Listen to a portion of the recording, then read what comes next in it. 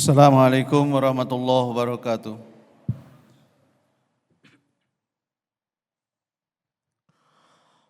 Allahu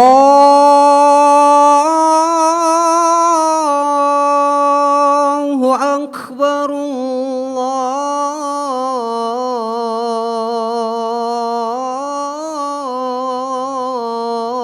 Allahu Akbar.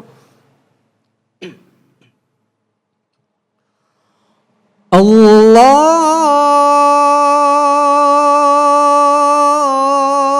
Akbar,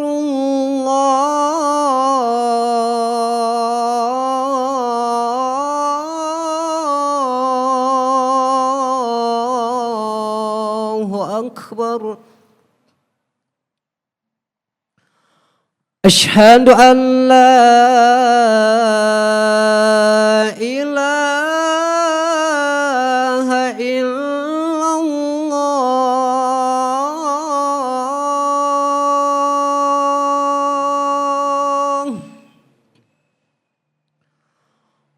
Asyhadu an la ilaha illallah.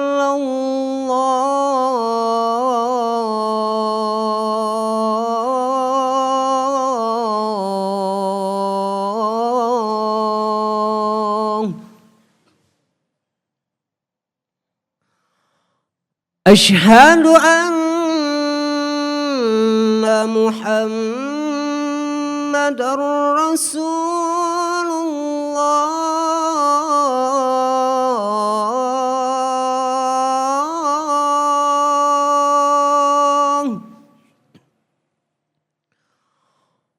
Asyhadu anna Muhammadar Rasulullah.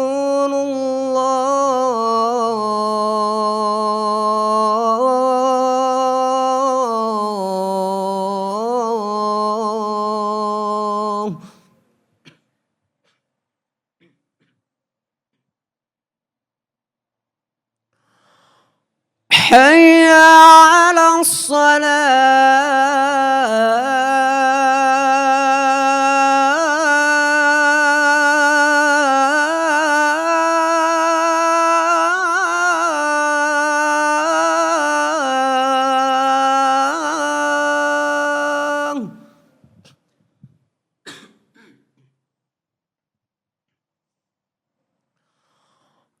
Hayya 'alas salah.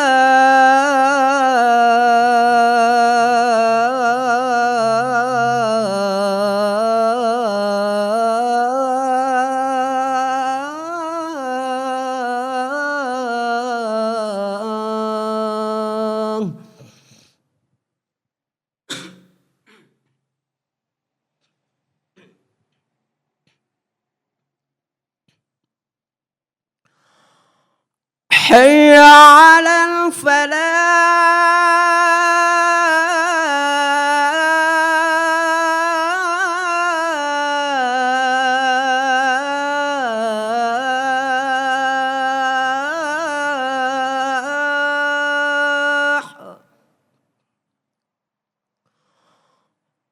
Hayya 'alal falah.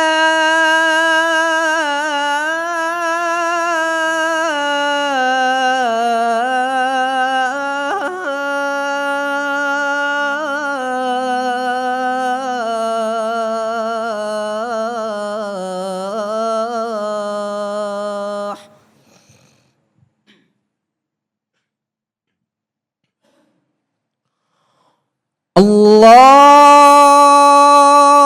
Akbar,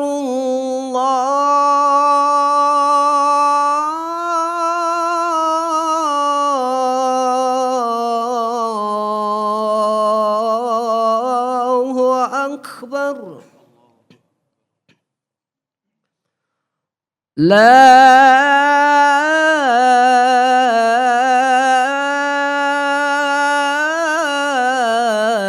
ilaha illallah.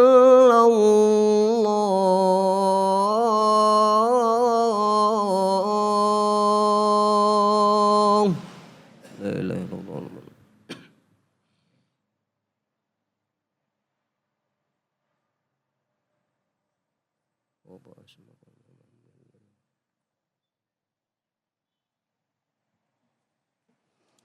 Innal hamdalillah nahmaduhu wa nasta'inuhu wa nastaghfiruh wa na'udzubillahi min shururi anfusina wa min sayyiati a'malina may yahdihillahu fala mudhillalah wa may yudlilhu fala hadiyalah. Asyhadu an la ilaha illallah wa asyhadu anna Muhammadan abduhu wa rasuluh. Allahumma salli ala Muhammad wa ala alihi wa sahbihi azmain. Qala Allah ta'ala fi kitabihil karim, a'udzu billahi minasyaitonir rajim. Fazkuruni azkurkum washkuruli wala takfurun. Ya ayyuhallazina amanu ista'inu bis sabri was salah. Innallaha ma'as sabirin. Ayyuhal hadirun ittaqullaha haqqa tuqatih wa la tamutunna illa wa antum muslimun. Sidang Jumat yang berbahagia, berbahagialah kita kaum muslimin karena kita mendapatkan warisan berupa petunjuk jalan, yaitu kitabullah wa sunnatun nabi. Kitab Al-Quran dan sunnah Rasulullah sallallahu alaihi wasallam. Seorang guru berwasiat kepada muridnya, bacalah Al-Quran dengan artinya dan pahami. Maka ketika dibaca Quran dengan artinya, apa-apa yang dibaca di awal seringkali juga bersambung dengan apa yang dibaca berikutnya. Sang guru memberikan contoh di dalam surat Al-Fatihah. Kita memohon, ihdinas siratal mustaqim, bimbinglah kami ke jalan yang benar. Di dalam surat Al-Baqarah sudah dijelaskan, sesudah Alif Lam Mim disebutkan zalikal kitabul la raiba fihi hudal lil muttaqin.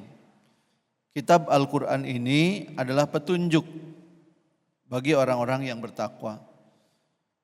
Ibnu Abbas mengatakan ada 5 kewajiban kita pada Quran. Wajib membaca, wajib menghafalkan, wajib memahami, kemudian mengamalkan dan mendakwahkan. Mudah-mudahan kita menjadi kaum muslimin yang semakin hari semakin dekat dengan Al-Quran. Membacanya dengan penuh rasa cinta dan kasih, seperti membaca surat dari sang kekasih. Dan sesungguhnya Al-Quran adalah surat cinta dari Allah untuk kita. Apa-apa urusan yang kita hadapi di dalam hidup selalu bisa ditemukan jawabannya di dalam Al-Quran. Bahkan Allah menegaskan nazzul minal Qur'ani ma huwa syifa, dan Al-Quran diturunkan sebagai obat. Obat untuk apa? Terutama untuk hati kita. Obat untuk apa? Untuk memberikan ketenangan dan ketentraman dalam jiwa kita. Ada 4 amalan yang oleh Allah disebutkan di surat Al-Baqarah ayat 152-153 yang Khotib bacakan tadi. 4 amalan itu adalah 1 berzikir, 2 bersyukur, 3 sabar, yang keempat salat. Fazkuruni azkurkum, ingatlah kepadaku, kata Allah, aku akan ingat kepadamu. Bersyukurlah dan jangan ingkar. Sesungguhnya kalau kita berpikir tentang apakah Allah ingat pada kita, Allah selalu ingat pada kita. Sayyidina Ali berkata, man arafa nafsahu faqad arafa rabbahu. Barang siapa mengenal diri, dia akan mengenal Tuhannya. Para ahli kesehatan, para dokter menjelaskan dengan sangat jelas bagaimana kita hidup 24 jam sehari, 7 hari sepekan, 365 hari dalam 1 tahun, sepenuhnya kita ada dalam perlindungan dan pelayanan bimbingan dari Allah. Kalau dilihat pada jasad. Sehingga ada seorang ahli biokimia dari Jepang, Kazuo Murakami, yang dia tidak percaya Tuhan. Tapi ketika dia mempelajari sistem biokimia tubuh manusia, Murakami berkata, manusia tidak bisa hidup tanpa pertolongan Dia yang Maha Agung. Khatib tidak tahu apakah Murakami sudah bertemu dengan Islam, namun dalam bukunya dia menjelaskan dengan detail bagaimana manusia sesungguhnya sangat tergantung kepada Sang Pencipta. Tidak ada satu detik pun waktu di mana Allah melepaskan dirinya dari memberikan kebaikan-kebaikan kepada kita. Jadi kalau ada kalimat ingatlah kepadaku, kata Allah, niscaya aku akan ingat kepadamu. Sesungguhnya Allah tidak pernah melupakan kita. Siapakah yang menggerakkan jantung kita? Siapakah yang membuat darah kita mengalir? Saat kita sadar ataupun tidak, saat kita bangun ataupun tidak. Seluruh fungsi-fungsi penting manusia, kata Murakami, seluruh fungsi-fungsi vital yang menyebabkan hidup dan mati, semuanya dikendalikan oleh syaraf tak sadar. Kita manusia tidak sadar, tapi Allah yang menggerakkannya. Bagaimana jantung bekerja, bagaimana ginjal bekerja, bagaimana sistem hormon bekerja, semuanya ada dalam kendali Allah. Dan itu sesungguhnya hanya menunjukkan bahwa Allah tidak pernah melupakan kita. Jadi kalau ada kalimat ingatlah kepadaku, itu sebuah seruan agar kita lebih mendekat kepada Allah. Dan kalau kita sudah lebih mendekat kepada Allah, Allah akan lebih mendekat kepada kita. Kalau kita berjalan menuju Allah dengan berjalan kaki, mendekat kepada Allah dengan berjalan, Allah akan menyongsong dengan berlari. Yang pertama, praktekanlah zikrullah. Apa manfaatnya? Zikir itu menyebabkan hati menjadi tenang. Ala bi zikrillah tatmainul qulub. Dengan berzikir hati menjadi tenang. Dalam beragama tidak boleh terlalu banyak berteori. Jadi kalau ada diajarkan berzikir, zikir yang mana? Ambillah zikir yang biasa sudah diajarkan. Kalau kita dari kecil sudah menjadi Islam, kita sudah berkenalan dengan zikir-zikir yang biasa kita amalkan sesudah sholat wajib. Subhanallah 33 kali. Alhamdulillah 33 kali, Allahu Akbar 33 kali, kemudian la ilaha illallah. Atau kata Nabi SAW sebelum tidur bacalah zikir Fatimah. Zikir yang tadi digabungkan subhanallah walhamdulillah wala ilaha illallah wallahu akbar 33 kali. Maka ketika kita sudah jadi rajin berzikir, apalagi sudah sampai pada pemahaman apa yang dibacakan kemudian dihayati, ditafakuri apa yang dibacakan, sampailah kita kepada ketenangan yang insya Allah semakin lama semakin kokoh. Kita dalam hidup memerlukan ketenangan hati. Urusan begitu banyak, persoalan tak pernah berhenti, kadang-kadang gejolak juga tidak pernah semakin kecil. Teknologi semakin berkembang, dampaknya adalah kejutan demi kejutan di dalam hidup. Sesuatu yang kemarin dikerjakan manusia, sekarang dikerjakan oleh mesin. Maka sampai 2030 diperkirakan akan ada 1,5 miliar manusia kehilangan pekerjaan. Menimbulkan goncangan, menimbulkan keterkejutan. Bagaimana menenteramkan dirinya? Kata Allah, zikrullah, ala bizikrillah tatmainul qulub. Dengan zikir, menyebut-nyebut nama Allah, kemudian dipahami ketika kita mengatakan ya Rozak, bukan hanya meminta rezeki, tapi kita yakin bahwa yang memberikan rezeki itu Allah. Tidak ada satupun sesuatu yang melata di muka bumi tanpa Allah siapkan rezekinya. Pasti disiapkan. Hanya persoalannya adalah bagaimana ikhtiar kita menjemputnya. Ada rezeki yang sudah ditetapkan, tidak akan meleset. Tapi ada rezeki yang harus dikejar dengan ikhtiar.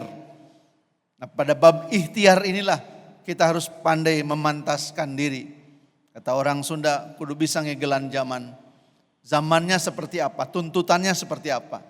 Di zaman serba digital, di zaman Internet of Things, revolusi industri, revolusi teknologi yang begitu hebat, maka tidak bisa dan tidak bisa tidak, kita harus menyesuaikan diri. Siapa yang terutama harus menyesuaikan diri? Generasi-generasi di bawah kita, anak-anak kita, cucu-cucu kita. Hendaklah kalian takut, kata Allah, meninggalkan generasi yang lemah di belakang kalian. Anak-anak kita harus menjadi anak-anak yang bertakwa, terdidik, terpelajar, memahami sains dan teknologi. Dan semua makhluk di dunia memiliki potensi yang sama. Kita tidak kalah potensinya dengan orang Jepang, tidak kalah potensinya dengan orang Korea, tidak kalah potensinya dengan orang Amerika, dengan orang India, dengan orang China. Tapi kalau kita sekarang masih belum seperti mereka, saatnya dicanangkan bahwa 25 tahun ke depan, 10 tahun ke depan, 50 tahun ke depan, kaum muslimin di dunia, khususnya di Indonesia, haruslah menjadi kaum yang menjadi pemimpin bagi umat manusia di muka bumi. Hadirin yang berbahagia, yang kedua, Allah mengingatkan agar kita pandai bersyukur.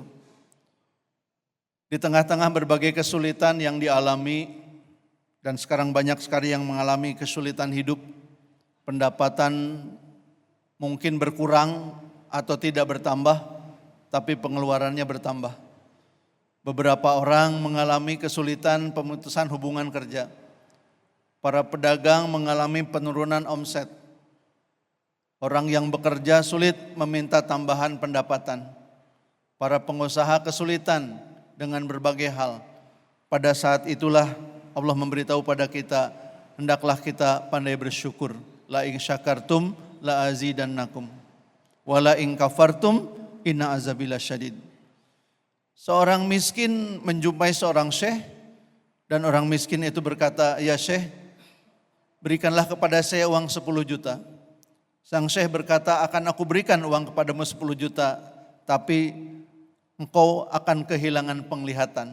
Relakah engkau menukar 10 juta dengan penglihatanmu?" Tentu saja tidak.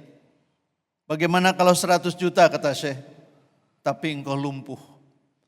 Bagaimana kalau 1 miliar, tapi engkau kehilangan kesadaran alias gila." Kata syekh, "Bagaimana mungkin engkau merasa miskin? Padahal setidak-tidaknya engkau memiliki nilai 1 miliar 110 juta ketika engkau waras, ketika engkau tidak lumpuh, dan ketika engkau tidak kehilangan penglihatan." Kita seringkali tidak mensyukuri nikmat yang melekat pada diri kita. Kita seringkali lupa bahwa Allah adalah zat yang tidak pernah meninggalkan kita dan memberikan kepada kita nikmat yang banyak. Nikmat yang diulang-ulang, nikmat yang tak pernah putus. Kalau kembali kepada jasad kita, berapakah yang harus kita keluarkan untuk menjaga kesehatan kita?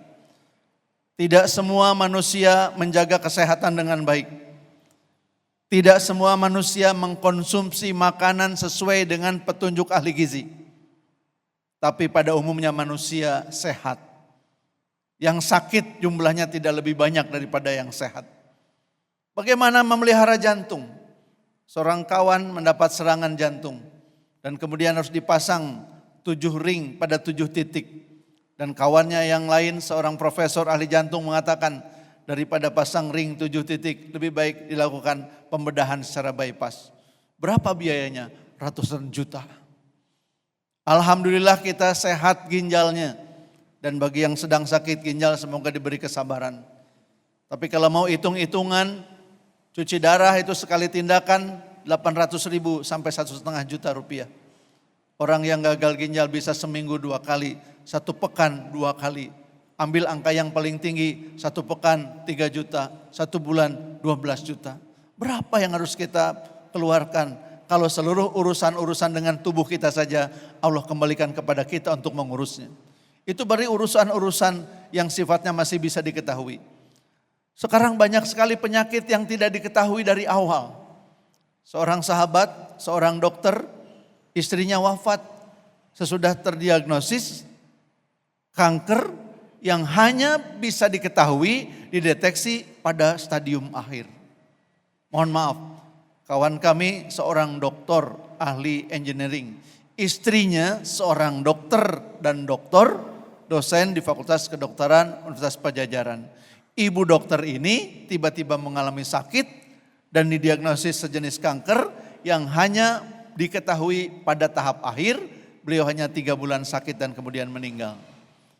Kita mendapatkan begitu banyak nikmat, tapi kita seringkali tak pandai bersyukur.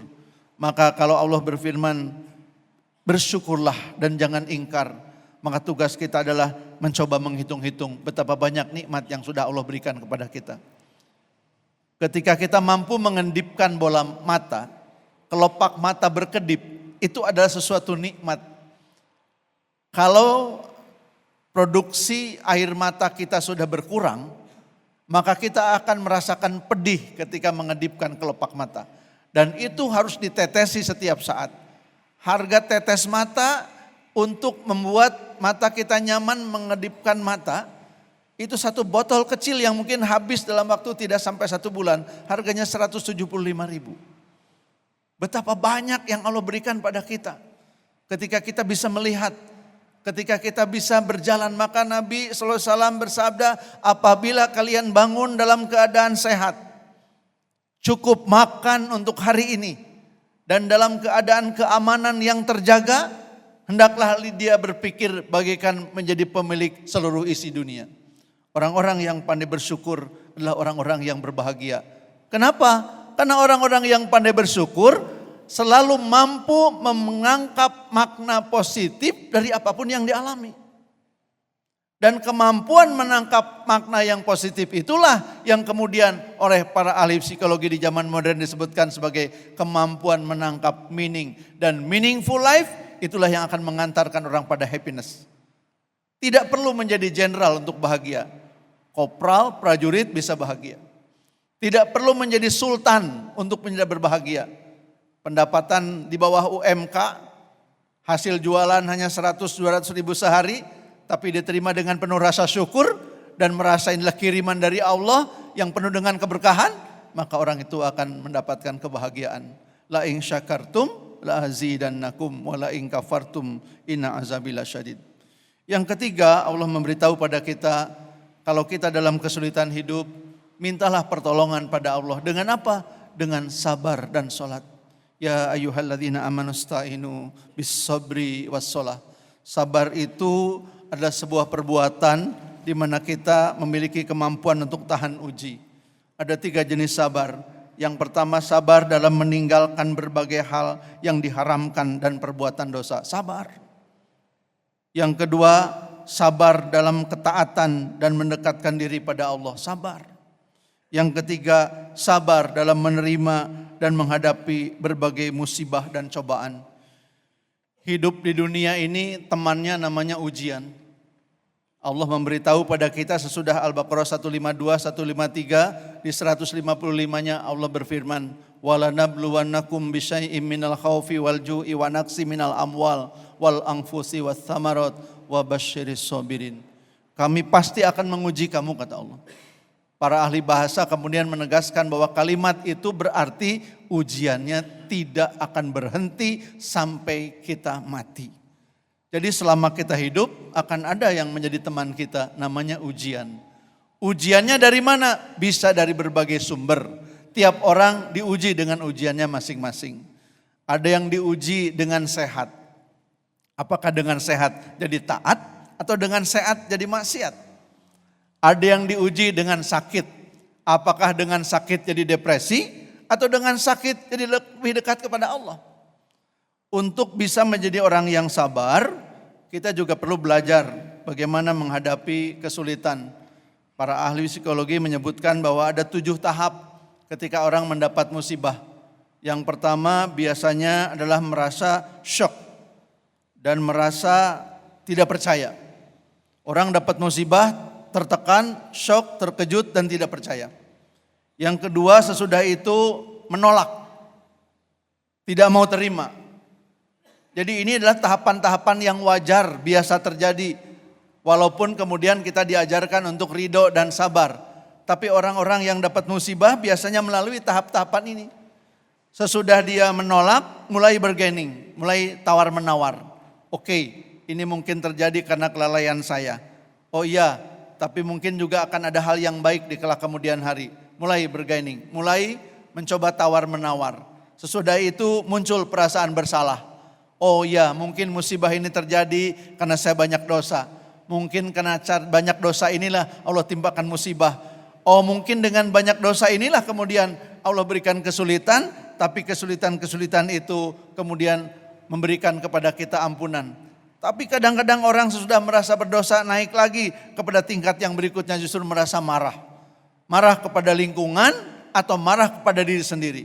Sesudah itu orang biasanya masuk pada fase depresi. Mulai menarik diri, mulai tinggalkan lingkungan, dan yang terakhir barulah orang bisa menerima dengan tabah apa yang terjadi. Jadi secara psikologis orang untuk sabar itu ada prosesnya. Kalau kita mendapat musibah kemudian kita merasa menolak, kita merasa tidak percaya, kita merasa kecewa, itu proses yang wajar. Tapi kemudian Allah mengajarkan agar kita ridho dengan musibah. Siapakah orang-orang yang ridho? Alladzina idza asabathum musibah qalu inna lillahi wa inna ilaihi rajiun. Seorang ulama dari Priangan Timur, Mama Khair, mengajarkan kalau kita mendapat musibah, kata beliau, baca saja satu, inna lillahi wa inna ilaihi rajiun. Yang kedua, ucapkan wala haula wala quwata illa billahil aliyil azim. Dan kita memiliki hati, dan hati manusia itu ada di antara dua jari kekuasaan Allah. Maka memohonlah kepada Allah. Rabbana la tuzigh qulubana ba'da idh hadaitana wa hab lana min ladunka rahmah innaka antal wahhab. 3 kalimat itu yang kemudian insya Allah akan mendinginkan hati. Dan yang keempat, tentu saja sesuatu yang ditaruh terakhir tapi bukan tidak penting, justru paling penting. Kata Allah, kalau sedang dalam kesulitan, mohonlah pertolongan dengan sholat. Rasulullah SAW mengajarkan pada kita sholat hajat, sholat zukrul wudu. Kalau hati sedang gelisah, urusan tak beres-beres, rasanya otak sudah tidak bisa menjangkau, tangan sudah tidak berdaya, teman-teman tak mungkin menolong, orang tua pun tidak bisa lagi, maka ambil wudhu, sholat sunat 2 rakaat, sholat zukrul wudhu, sholat sunat hajat, mohonlah kepada Allah pertolongan dengan sholat itu. Dan pada sujud-sujudnya, sujudlah dengan sujud-sujud yang panjang, tumpahkan semua isi hati dan permohonan kepada Allah. Tentu saja diucapkan hanya di dalam hati, maka mohonlah pertolongan kepada Allah dengan sabar dan sholat. Innallaha ma'as sabirin. Allah menemani, Allah membersamai orang-orang yang sabar. Barakallahu li wa lakum.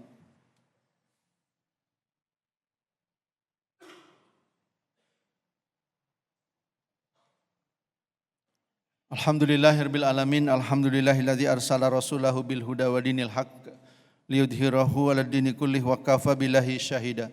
Allahumma salli ala Muhammad wa ala alihi wa sahbihi azmain. Hadirin yang berbahagia, semoga Jumat ini menjadi Jumat sebagaimana yang dijanjikan oleh Rasulullah SAW, bahwa dari Jumat yang satu ke Jumat yang lain Allah mengampuni dosa-dosa kita. Semoga kita yang sedang safar dan kemudian melakukan sholat Jumat mendapatkan pertolongan dari Allah atas urusan-urusannya. Dimudahkan semua urusan-urusannya, diberikan keselamatan di perjalanan, dan kemudian kembali berkumpul dengan keluarga dengan penuh kebahagiaan. A'udzubillahi minasyaitonirrajim. Bismillahirrahmanirrahim. Alhamdulillahirabbil alamin, hamdan na'imin hamda syakirin, hamda yuafi ni'amahu wa yukafi mazidah. Ya Rabbana lakal hamdu kama yanbaghi li jalali wajhikal karimi wa azimi sultanik. Allahumma salli ala Muhammad wa ala alihi wa sahbihi azmain. Allahumma salli ala Muhammad wa ala alihi wa sahbihi azmain. Allahumma salli ala Muhammad wa ala alihi wa sahbihi azmain. Allahumma ya Rabbana zalamna anfusana wa illam taghfir lana wa tarhamna lanakunanna minal khasirin. Ya Allah, ampunilah dosa-dosa kami, ampuni kezaliman-kezaliman kami. Kami hamba-Mu yang lemah dan hina ini seringkali berlaku zalim pada diri kami sendiri. Kami hamba-Mu yang lemah dan hina ini ya Allah, seringkali membiarkan diri kami ada di dalam dosa-dosa yang sama yang kami lakukan berulang-ulang sepanjang hidup kami. Ampuni kami ya Allah, tolonglah kami ya Allah. Tak ada yang bisa kami lakukan kecuali dengan pertolongan-Mu. Wala haula wala quwata illa billahil aliyil azim. Allahumma ya Rabbana ya Rahman ya Rahim. Ampuni dan sayangi kedua orang tua kami. Allahumma gfir lana wa liwalidayna warhamhuma kama rabbayana shaghira. Ya Allah, muliakanlah orang tua kami yang telah tiada. Bahagiakan mereka di alam barzah. Muliakanlah orang tua kami yang masih hidup ya Allah. Bahagiakan hatinya, sehatkan jasadnya, nikmatkan ibadahnya, cukupkan rezekinya dari sumber yang halal dan penuh dengan keberkahan. Beri kesempatan kepada kami untuk memuliakan orang tua kami yang masih hidup ya Allah. Beri kesempatan pada kami untuk membahagiakan orang tua kami yang masih hidup ya Allah. Beri kesempatan kepada kami ya Allah untuk memperbaiki akhlak kami kepada orang tua kami. Kalaulah di hari-hari yang lalu akhlak kami kepada orang tua kami kurang baik ya Allah, beri kesempatan kami memperbaiki diri kami. Rabbana hab lana min azwajina wa dzurriyyatina qurrata a'yun waj'alna lil muttaqina imama. Ya Rabbana, bahagiakan kami bersama pasangan kami, anak-anak dan keturunan kami. Jadikanlah rumah tangga kami rumah tangga yang sakinah, penuh dengan mawaddah dan rahmah. Ya Rabbana ya Rahman ya Rahim. Jadikanlah anak-anak kami anak-anak yang soleh, anak-anak yang takwa, anak-anak yang cerdas, anak-anak yang akan menjadi pemimpin bagi kaum yang bertakwa. Ya Rabbana ya Rahman ya Rahim, bukakanlah segala kebaikan kepada anak-anak kami. Berikanlah kehidupan yang baik pada mereka, lebih baik dari kehidupan kami. Ya Allah, mudahkan urusan anak-anak kami. Mudahkan anak-anak kami yang sedang menempuh studi, ya Allah. Berikan pekerjaan yang baik pada anak-anak kami yang sudah menyelesaikan studinya, ya Rabbana. Mudahkan rezeki anak-anak kami, ya Allah. Berikan kepada mereka pasangan yang baik. Laki-laki yang soleh untuk anak perempuan kami. Wanita soleha untuk anak laki-laki kami. Ya Rabbana, ya Rahman, ya Rahim. Lindungi mereka, jauhkan mereka dari kejahatan segala makhluk. Allahumma ya Rabbana, ya Rahman, ya Rahim. Berikanlah kelancaran kepada mereka yang sedang bepergian, ya Allah. Mudahkan urusan-urusannya. Berikan kekuatan dan kelancaran kepada para pejuang keluarga, ya Allah. Kepada mereka yang sedang mencari nafkah yang halal untuk menghidupi anak istrinya. Mudahkan, ya Allah, urusan-urusannya. Berikanlah kepada kami semua keselamatan. Allahumma antas salam wa minkas salam wa alaika ya'udus salam. Fahayyina rabbana bis salam wa adkhilnal jannata dahrus salam. Tabarakta rabbana wa ta'alita ya zal jalali wal ikram. Rabbana atina fid dunya hasanah wa fil akhirati hasanah wa qina azabannar wa adkhilnal jannata ma'al abrar. Ya aziz ya ghafar ya rabbal alamin. Subhana rabbika rabbil izzati amma yasifun wa salamun alal mursalin walhamdulillahi rabbil alamin.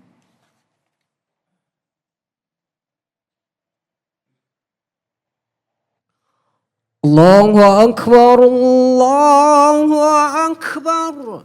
Asyhadu an la ilaha illallah. Asyhadu anna Muhammadar Rasulullah. Hayya 'alas salati, hayya 'alal falah. قد قامت الصلاة قد قامت الصلاة الله أكبر الله أكبر لا إله إلا الله. La ilaha illallah. Safnya diluruskan, dirapatkan. Bila ada saf di depan yang masih kosong, dipenuhi terlebih dahulu.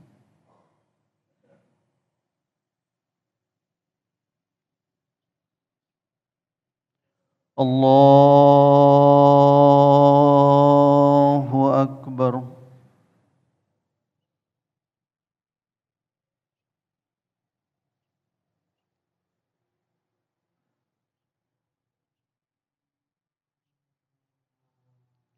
Bismillahirrahmanirrahim. Alhamdulillahi rabbil alamin. Ar-Rahmanir-Rahim. Maliki yaumiddin. Iyyaka na'budu wa iyyaka nasta'in. Ihdinas siratal mustaqim. Siratal ladzina an'amta 'alaihim ghairil maghdubi 'alaihim waladdallin.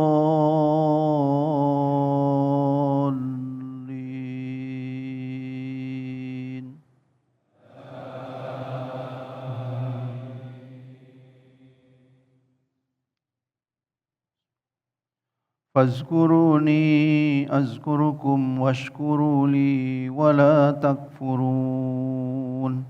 Ya ayyuhallazina amanu ista'inu bis-sabri was-salah. Innallaha ma'as-sabirin. Wala taqul liman yuqtalu fi sabilillahi amwat bal ahya'u walakin la tash'urun. وَلَنَبْلُوَنَّكُمْ بِشَيْءٍ مِّنَ الْخَوْفِ وَالْجُوعِ وَنَقْصٍ مِّنَ الْأَمْوَالِ وَالْأَنفُسِ وَالثَّمَرَاتِ وَبَشِّرِ الصَّابِرِينَ الَّذِينَ إِذَا أَصَابَتْهُمْ مُصِيبَةٌ قَالُوا إِنَّا لِلَّهِ وَإِنَّا إِلَيْهِ رَاجِعُونَ. Allahu Akbar.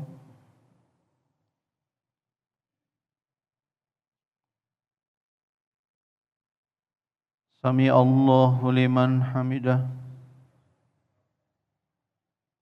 الله أكبر.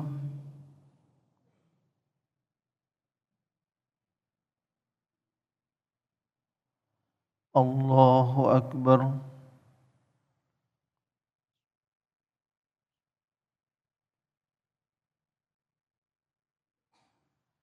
الله أكبر.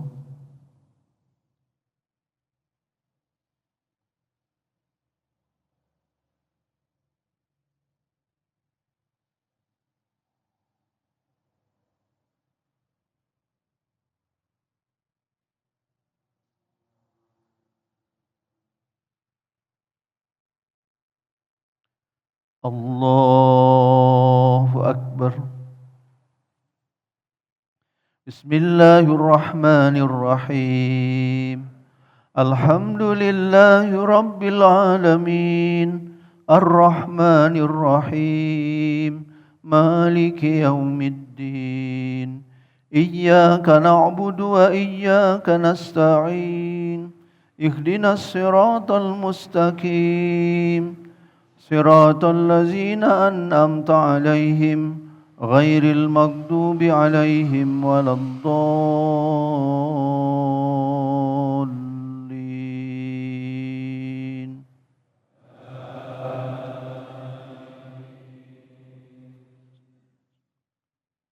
لا يكلف الله نفسا إلا وسعها لها ما كسبت وعليها ما اكتسبت ربنا لا تؤاخذنا إن نسينا أو أخطأنا ربنا ولا تحمل علينا إصرا كما حملته على الذين من قبلنا ربنا ولا تحملنا ما لا طاقة لنا به واعف عنا واغفر لنا وارحمنا واعف عنا واغفر لنا وارحمنا واعف عنا واغفر لنا وارحمنا أنت مولانا فانصرنا على القوم الكافرين.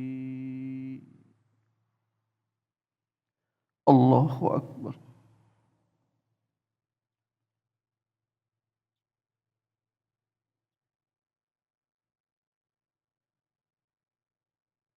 سمع الله لمن حمده. الله أكبر.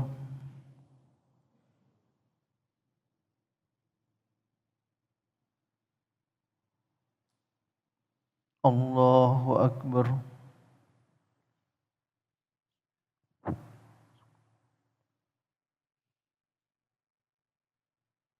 الله أكبر.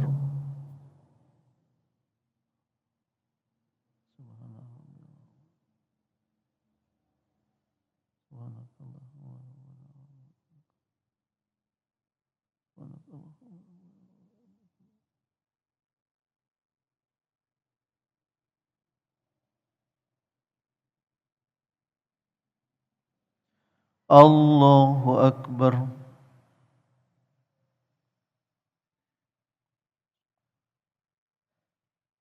السلام عليكم. السلام عليكم. أشهد أن لا إله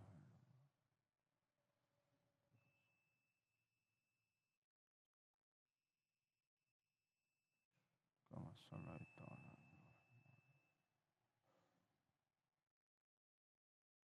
العالمين.